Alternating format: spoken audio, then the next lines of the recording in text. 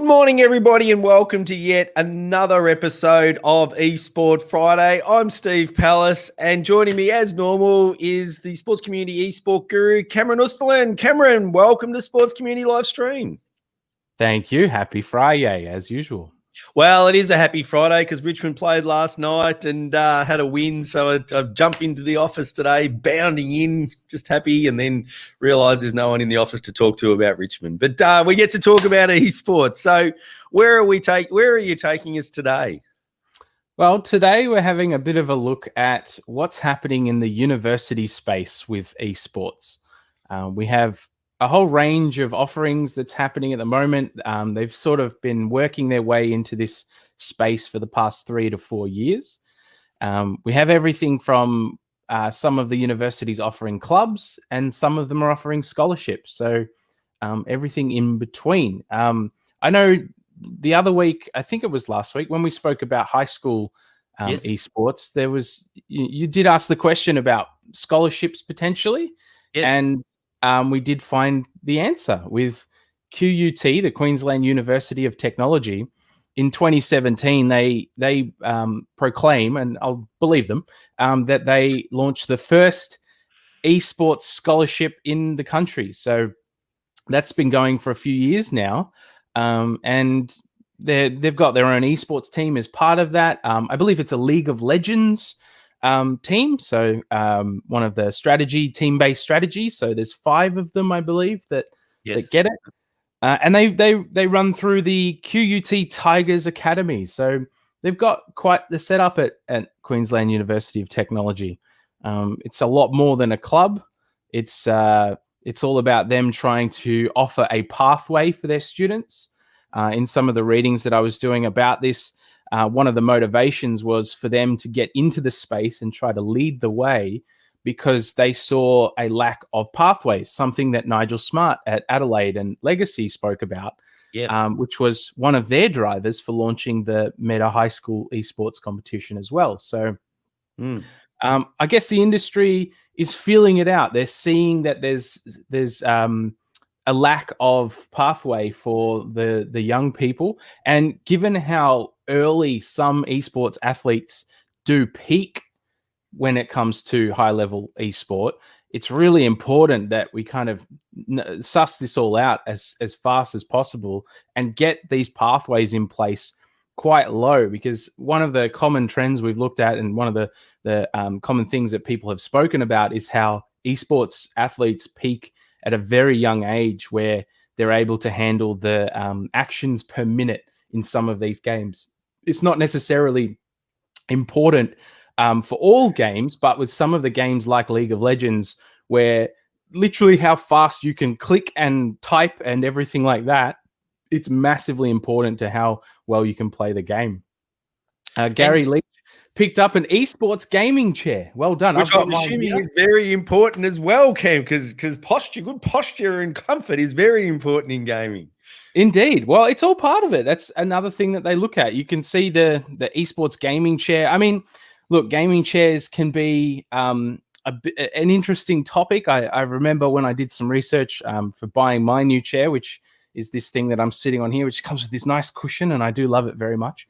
But you know, esports gaming chairs have this design, but there's not really that much difference between a gaming chair and a office chair. It's just they look a bit different. They all do the same thing though. Well, as long as they're good anyway. Mine's great. But yeah, so you can see that's part of their partnership. When you start to see a lot of these things cropping up, you know that they've put a fair bit of money into it. So my chair, for example, if you were to get this chair that I've put some money into, because I know how much time I spend in a chair day to day, this is maybe $700-800. So if you go to somewhere and they've got 20 of these, you already know off the bat that they're serious about it.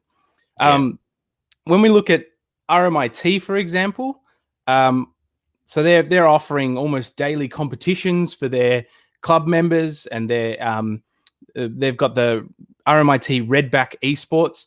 They have a place in the city office. I don't know if there's any pictures of it here. There's a bit of a video. I'll mute it, but then you can actually have a look. So in here, as they walk around, this is their setup at, I think, the Melbourne campus. And you can see like the gaming chairs, the computers. They've got some giveaways. They've got a projector. This space is probably close to $100,000 of equipment that either RMIT have invested themselves or that they have managed to partner with some people to obtain. Each one of those chairs in the background is $700-800. The computers they're running on, those screens, they're curved, probably 4 millisecond, 3 millisecond refresh rate, probably 150 hertz. I'm just throwing things out there that may not make a lot of sense, but they're not cheap investments. So to me, it's saying that they're quite serious about this, that they're willing to spend this kind of money on something that to some people is just a hobby. But these universities are recognizing that this is a lot more than just a hobby. So just going back to the scholarship side of it. So I get the scholarship is, let's get the people that are interested and get them into an environment that gives them the opportunity to compete with others. I get that side of it. And the subsidization. So are they coming in on an esports scholarship and then choosing any topics they like to do, or are they studying esport topics as well as esport playing? Or did you get to that level, or not sure, or we can explore that a little bit later? Yeah, I'm not sure of the topics that are offered. I'm not sure of the specificities when it comes to how they're studying through their scholarships. I do know that part of the scholarships is some support when it comes to the athletic side. So like trying to encourage healthy diet. They've got access to some nutrition-based information to support them physically. They have access to a coach, for example, that's at the academy. So I think the part that it's not just a financial investment. The scholarship comes with things like early access to timetabling and some flexibility where they know that they'll have to be traveling or because obviously the people that are getting these scholarships are people who are going to be competing. So they're not just going to be students. They're going to be juggling two walks of life at the same time. So I guess those are all things that come together where they might not be able to attend certain classes. So having that support and the active understanding that the university has for the lifestyle that they're potentially going to be thrust into. The university is quite proactive in all those sorts of things. But yeah, I'm not so sure about the actual academic study route because that wasn't so forefront of the research that I've done about their scholarship. Okay, what else are the universities doing? Yeah, so we briefly touched on RMIT. So RMIT have a room. It's where we go? Building 12, level 4, room 108. I don't know where that is. But if someone's been to RMIT, one of the campuses, they might know where that is. They're offering a space that's open to people that want to just come and chill and play games with their friends, but also who want to try and hone some of their skills. So they're kind of looking at more as a bit of a community gaming space as opposed to the scholarship and all-in kind of space, but they do have their own esports branding, which implies that they're looking at the team avenue as well. But I'm not sure of what kind of level they've invested in that kind of route. But yeah, they're quite a setup. It's pretty cool. They've also got a live stream studio, so if you wanted to jump on Twitch, for example, and become a live streamer or just hone some of your skills in that area while at uni, they offer you some of those facilities. And then some of the support levels as well. So they've got an elite and emerging athlete program that is tied into the esports section. And they support a lot of different things. So this is giving you a range of the different games that they've got on offer. It's quite a long list. So, it's not just one or two things either. So quite a bit going on at RMIT, which is great to see as well. And they're not alone either. The University of Melbourne has their own club. I think it's the Esports Association. So the University of Melbourne Esports Association. So this is probably not as well backed as the university. Just looking at it from the outside, this is probably more about a social club that's run by potentially even just students.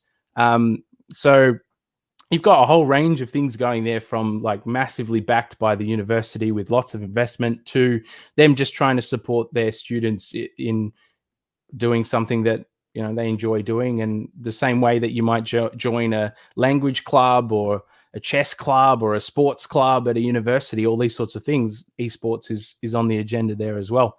And of course, one of our clients as well, the University of South Australia, their sport department has an esport club as well, which is great to see. So part of their setup as well.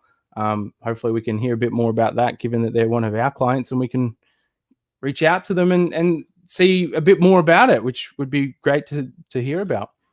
Yeah, fantastic. It's interesting. I think it's just showing the legitimacy of esport as it's moving into from niche to mainstream. Like there is no more mainstream than Melbourne Uni, if you like, from an establishment point of view, or RMIT, or University of Queensland. So yeah, it's really interesting that it's all like watching the evolution of a sport, isn't it, unfold before our eyes. And there's all these different groups, and how does it all link together and join together and come through is something it's really interesting. Yeah, and I think touching on that, so some of the negative sides to some of this, I think, comes from that lack of understanding as well. So there was a scholar who a year ago kind of like wrote off everything that QUT was doing and said that it was an absolute waste of time. But that's maybe coming from someone who potentially doesn't understand the serious nature of esports, and that it's not just like, people look at gaming sometimes and don't take it very seriously. Like it's not a sport. It's not something where you can be physically competitive, but it's underselling what gaming offers. It undersells what esports is. And I think just some of that is a lack of understanding that in general people have. There's also a percentage of people that go to university that walk out of university after the first semester or the first year and say it was a waste of time. Like, oh, absolutely. It doesn't matter what course they chose. Maybe that's on themselves as well. So it'd be interesting to look at the underlying points that are raised and see the validity. But as with all opportunity comes the consequence and the cost and the downside and those sort of things. And so it's good that we're getting through this to understand it. So it is an interesting sport from that. It's quite interesting that it's kind of more established than most new sports, if that makes sense. Like gaming has been around for essentially since the dawn of the computer. So to have something like that go through the competitive ranks, competitive gaming was happening in the probably late 90s. Yes. So it's not like it's a new sport, but it is a very unique situation with how there's almost been two walks of life trying to understand it at the same time. There's the gamers who have been trying to push it, and the rest of society who don't really understand it, trying to understand why they are so keen on it. Why are the kids getting in on it? There's a lot going on there, which is quite unique to the world of gaming, as opposed to, say, foot golf, for example. You look at foot golf, one of the newer sports going around, where, okay, but at least I can see quite easily that is a sport. I guess it's a visual thing as well as an understanding. Yeah, and again, it brings all into the question: what is the definition of sport and recreation, and then what is video gaming and etc. So really cool, Cam. And this conversation is really characteristic of that, isn't it? You, the experienced gamer, and me, the ignorant novice. No, I'm not even a novice. That'd be ranking it way too highly. The inquisitive explorer, for want of better terminology. And that's what Esport Friday is about. And Gary, I know that's why you like Esport Friday, is that you kind of see different things and link different things, and you've been using what you learn to broadcast, to applying it in your traditional tennis club and broadcasting programs and those sorts of things, and getting the chairs. So it's good to have you on the journey. And Susanna, I know, will be out there somewhere as well watching the video, and she's been coming on the journey with us too, Cam. So there's a couple, Wendy as well. What else have we got as we wrap up for today? So the last thing I want to show you is the leagues that are cropping up to support uni students as well at the same time. The Australian Esports League is a big community that's growing. I think there are over 10,000 people on Facebook now that follow the Australian Esports League. It's quite a new endeavor, but has been growing quite rapidly. And I'll just show you this 30-second video explaining what's happening this year for their university. The 2020 Australian University League, presented by Judd. Win cash prizes and represent your university in titles such as CSGO, Rocket League, Dota, Overwatch, Tekken 7, Super Smash Bros., Hearthstone, and Rainbow Six. Over $30,000 in cash and prizes. Don't miss out. And I think you can kind of pick up there the angle of esport as well, that it's entertainment as well. Yeah. I think that comes through in spades when in a video like that, where it's not just about the competitors, it's about the entertainment that they're offering as well. So yeah, up to $30,000 on offer there for just one semester of university esports, which is amazing. And we also have their league here if you want to check it out. And Cam, this is pretty cool. Gary's just put on there trying to work, get his school where he's a casual teacher to go and play esports against Eltham College, which Eltham College was one of the colleges that you profiled in the show last week. So you know, it's kind of getting everyone thinking, and that's the point of all of this, really, isn't it? It's a pretty cool journey, this Esport Friday journey. Yeah, no, it's good. It's good. It's great that schools are really starting to get into it, because it's really important to open up those pathways for people. You know, you talk about all sorts of sports and grassroots participation and how important it is for the kids. Well, people miss out on opportunities if you don't support them properly. So if we can help esports people find their way through to the top, that's awesome. And you know, that starts at the school level at the very least.